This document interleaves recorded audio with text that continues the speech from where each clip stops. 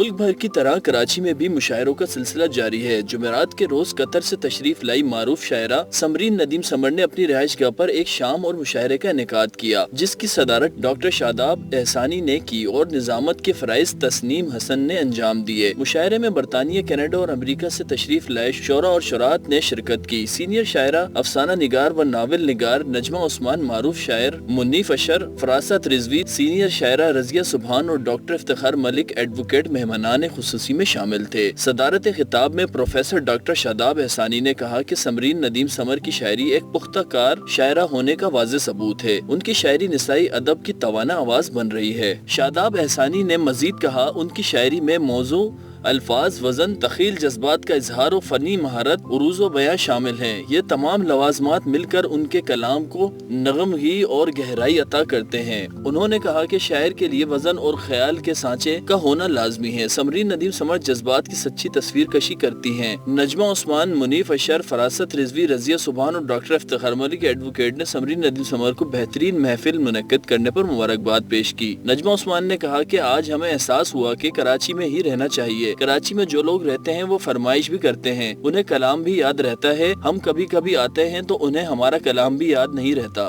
آج مجھے احساس ہوا کراچی میں ہی رہنا چاہیے۔ کراچی میں جو لوگ رہتے ہیں وہ فرمائشی بھی کرتے ہیں، دل والے ان کو نہیں، ان کا کلام بھی یاد رہتا ہے۔ ہم کبھی کبھی آتے ہیں تو وہ کلام محفوظ جاتا ہے۔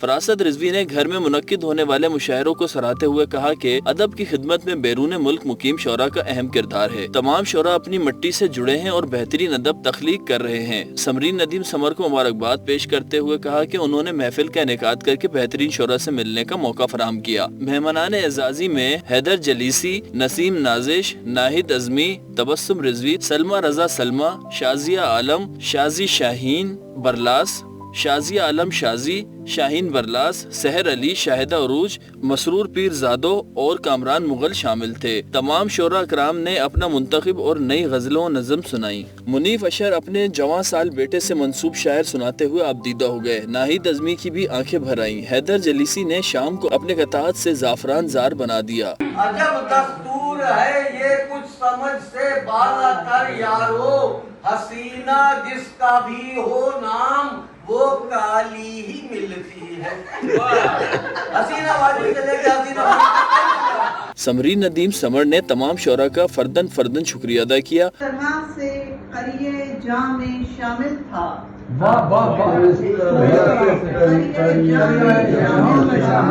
سر جاں کی تشبیہ دیکھیں، دل میں تو صرف تو اور تو جو زندگی کا حاصل تھا، دل کے ویران دریچوں میں تو خوشبو بن کے مہکا۔